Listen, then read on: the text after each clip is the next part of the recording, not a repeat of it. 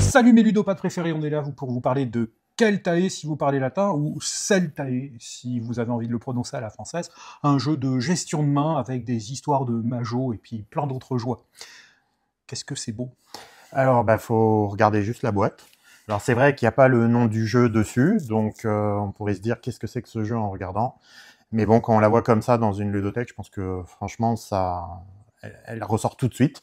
Donc moi, j'aime beaucoup le dessin de la couverture. Sinon, sur le matériel, c'est un plateau assez large, assez grand, qui va prendre un peu de place quand même, surtout qu'on va y poser des cartes en haut et en bas, et donc ça rajoute encore un petit peu. Les plateaux personnels sont tout petits. Et ce que j'aime beaucoup dans cette édition, c'est les efforts qu'ils ont mis pour mettre tous les points de règles sur le plateau. Toutes les actions sont décrites avec une iconographie qui est plutôt bien foutue. Et en plus, autre point fort, c'est que la mise en place est aussi mise dessus. L'ordre des tuiles, le nombre de tuiles qu'il faut mettre en fonction du nombre de joueurs. Vous n'avez quasiment pas besoin de mettre le nez dans les règles. Et ça, j'aime beaucoup. Et toi? Je pense que c'est un très très bon point. Les illustrations sont vraiment agréables, elles peuvent être clivantes, certaines personnes peuvent ne pas apprécier, le plateau est plutôt lisible, à part quelques variations de verre qui peuvent prêter à confusion, cependant que les daltoniens se rassurent, on va avoir des symboles qui vont permettre de différencier l'un et l'autre, ou même les couleurs entre elles.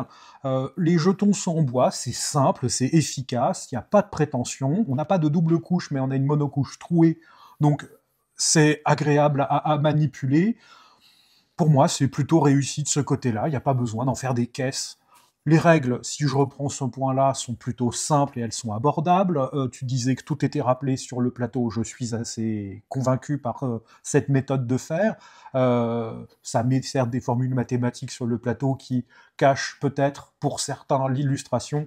À quoi bon? Ça permet d'éviter de ressortir le livret de règles. On a un objectif vis-à-vis de cette règle, du jeu en lui-même, qui me pose question, c'est ce leader qui va complètement diriger la partie. Et si on déroge à ce que l'on est censé faire avec ce leader, ça va nous placer en péril, en fait. Ça peut. Après, le livret de règles est plutôt bien foutu. Je trouve qu'il est facilement lisible. Il y a des bons exemples. Pour moi, il n'y a aucun manquement. Voilà. Après, la seule chose qu'on pourrait dire, c'est que le jeu quand même est simple, hein, parce que vraiment, il y a 4 grosses actions. Et une fois qu'on a expliqué ces 4 grosses actions, on peut presque se lancer. Et en effet, comme tout est un peu rappelé partout sur le plateau, finalement, même le déroulement des tours, le déroulement de la partie, il n'y a plus qu'à le lire. On va préciser tout de même, c'est une VO qu'on a entre les mains, c'est pas la VF qui est censée sortir. Alors, j'espère que c'est chez Matago, j'espère que je dis pas une bêtise. L'iconographie, on peut dire qu'elle est plutôt claire, elle est plutôt limpide, c'est assez agréable. Quelles sont question sensation? Question sensation, je trouve que c'est un jeu qui est bien épuré, justement parce qu'il n'y a pas beaucoup d'action. Moi, ce que j'en retiens, c'est surtout cette rondelle. Voilà, on a le même personnage qui tourne sur ces îles, et voilà, on va pouvoir le faire avancer chacun un peu à notre tour. Et en fonction de ce que ça va nous coûter pour le faire avancer, on va faire telle ou telle action, sachant que sur les 6 actions, il y en a 2 qui sont répétées 2 fois, donc elles sont faciles à faire, et 2 qui sont plus difficiles, qui peuvent être bloquantes. Donc moi j'aime bien cette sensation de 4 actions simples, et à la fois une multitude d'objectifs.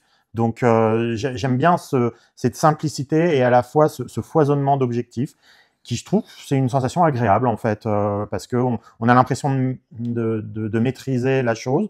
On n'a pas besoin non plus de faire des calculs 20 tours à l'avance. On peut prévoir 1 ou 2 tours, mais comme c'est un jeu quand même avec quelques opportunités, quand elles s'ouvrent, il faut pouvoir les saisir. Donc il faut être prêt aussi un peu à casser son tour. Voilà. Sur l'aspect d'opportunisme, je suis assez en phase avec toi. Je suis moins en phase avec toi sur la question de prévoir longtemps à l'avance. En fait, c'est une course au point. Il y en a assez peu dans le jeu à aller obtenir. Et donc, on a une analyse à faire au début de la partie. quand tous les objectifs ont été posés, et il y en a une multitude de ces objectifs qui sont placés à côté du plateau, donc on en a en haut, en bas et sur le côté des cartes, il faut les analyser vis-à-vis du leader que l'on a eu et de se dire, tiens, il faut que j'aille dans cette direction ou dans cette direction-là, et ça va vraiment scripter sa partie tout du long avec modulo quelques opportunités à saisir au bon moment. Mais clairement, si on a un leader qui dit tu dois faire des combats, tu feras tes combats. Ça peut. Point. Et si tu les fais pas, bah, tu passes à côté de 3 points. Et 3 points, c'est 10% de ton score à la fin. Donc, je suis assez mitigé vis-à-vis de ces sensations. Pour moi, on déroule ce que le leader doit nous donner avec ces opportunités qu'on a sur les cartes d'objectifs qui seront marquées à la fin de la partie et de se dire c'est celle-là que je vise. Point. Et vraiment, je réinsiste sur ce leader. Maximiser son score, ça passe par réaliser l'objectif qui est fixé par son leader.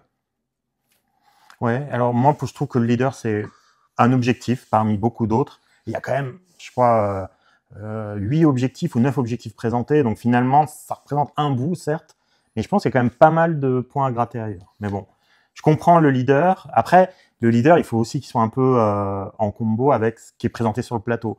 C'est sûr que si les objectifs qui sont sur le plateau ne marchent pas trop avec le leader, je pense que le leader, là, dans ce cas-là, il faut mieux le mettre de côté en se disant, je vais faire ce que le plateau me demande de faire. Et du coup, on le met de côté. Bon, à voir. Oui.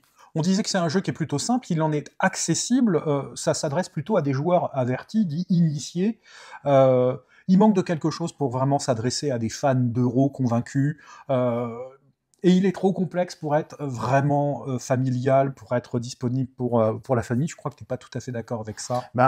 Moi, j'aime bien parce que ça peut aller relativement vite. Alors, plutôt à 3 joueurs que à 4. Mais c'est vrai que ce nombre de tours qui est défini en fonction du nombre de fois on a fait le tour de l'île, si on va très vite en termes d'action, si on fait des actions vraiment en avançant très rapidement, les tours, ils vont s'enchaîner à une vitesse et le jeu pourrait presque se torcher en 1 heure. Et c'est ça que j'aime bien. 4 actions à expliquer. On explique les cartes objectifs. 1 heure après, on peut avoir fini la partie. Donc finalement, c'est un jeu. Certes, les joueurs experts vont peut-être trouver ça un peu light, mais j'aime bien parce qu'il y a quand même une petite complexité et à la fois, il peut être rapide à jouer. Voilà, après, ça peut défendre. Ça peut dépendre de la config quand même, parce qu'à 4 et avec des gens qui avancent tout doucement, ça va peut-être être un tout petit peu plus long. Mais quand même, ça reste... c'est un jeu qui a du rythme, je trouve. C'est ça que j'aime bien. Alors oui, je suis tout à fait d'accord, c'est très rythmé, on n'attend pas forcément son tour. C'est l'interaction qui me pose question. Il y en a, je vais pas mentir, cependant je la trouve très limitée. Ça va être question d'accélérer la partie, tu l'as dit, ça va être question de s'arranger soit en faisant cette opportunité, ou de prendre la place de quelqu'un d'autre, ou de la prendre au bon moment parce que ça s'est offert à toi, et ça s'arrête là. Il n'y a pas de frustration plus que ça dans ce jeu, il y a toujours moyen de faire quelque chose à son tour. Tu peux rarement être bloqué. Ça peut quand même arriver de temps en temps, mais c'est pas un jeu d'ultra blocage. Après, moi je trouve qu'il y a beaucoup d'interactivité, c'est sur ces cartes objectifs. Parce que quand on voit quelqu'un qui commence à mettre des points sur un objectif et on se dit je peux aller le gratter celui-là, surtout quand c'est des objectifs qui ne demandent pas des majorités, c'est-à-dire juste d'avoir commencé un objectif à un certain niveau, là, plusieurs personnes peuvent le faire. Et donc on se dit s'il y a 1 point ou 2 points à aller chercher, c'est important. Et comme c'est un jeu en plus où on ne fait pas des milliards de points, parce qu'en gros, chaque objectif va vous rapporter entre 2 et 3 points, et il n'y en a pas beaucoup, et même sur le plateau, il y a quelques points à gratter. Finalement, c'est un jeu qui joue en 20-30 points de mémoire, c'est pas des jeux à 300 points. Donc, chaque point a son importance. Donc, finalement, tous ces petits endroits où on peut aller en gratter à droite à gauche, ça fait une certaine interactivité, et tu vas quand même regarder un peu tes adversaires, voir lui, clairement, il fait cet objectif-là, donc il va y mettre des points dessus. Donc, ça peut être intéressant que je suive sa roue, en fait. Voilà. Donc, c'est ça que j'aime bien, comme l'interactivité, en effet, sur le plateau, elle est ce qu'elle est, mais je trouve quand même qu'il faut regarder ce que font les autres, donc finalement, on n'est pas complètement dans son coin. Du coup, est-ce que tu as envie d'y rejouer ? Moi, oui, parce que pour tout ça, pour ce fait que le jeu, on peut le sortir, quasiment, j'ai pas besoin de regarder la règle pour le mettre en place, je n'ai pas besoin de regarder la règle pour le réexpliquer, tout est sur le plateau. Il s'installe relativement vite, on mélange les cartes objectifs, on les met, il y a les petits tokens qui vont différencier sur les différentes régions, la nord et sud. Ça va vite, ça se joue vite. Je trouve qu'il y a quand même une certaine profondeur pour ce qu'il amène. Donc du coup, c'est un jeu facile à ressortir en fait. Et je trouve que c'est un point qui est important de nos jours. Donc du coup, je l'aime bien pour ça. Et j'ai envie d'y rejouer pour ça. Et toi ? vous n'auriez pas autre chose. Du coup, j'ai besoin de quelque chose de plus velu, et je lui donnerai comme note, pour finir ça, une note de moustache de Dupont et Dupont. Ça s'arrête là pour moi. D'accord. Alors, moi, je lui donnerais une barbe bien fournie, parce que c'est un jeu que j'ai aimé dès la première partie, et que j'ai continué à aimer sur les suivantes. Voilà, pour tout ce que j'ai dit tout à l'heure, pour moi, il est agréable, facile à jouer. Je pense qu'on l'a fait découvrir à des gens comme ça en première partie. C'était tout de même plaisant. Alors oui, c'est pas le jeu expert de l'année, c'est sûr. C'est pas le plus challengeant. Tout ce qu'on voit dedans, c'est des choses qu'on a déjà vues un peu à droite à gauche. Mais pour le fait qu'ils aient quand même une jolie édition, et moi, ça me dérange pas d'y aller et d'y retourner. Voilà, c'est une bonne surprise en fait. Je m'y attendais pas et je trouve qu'il tire son épingle du jeu parmi toutes les sorties de 2023. Voilà.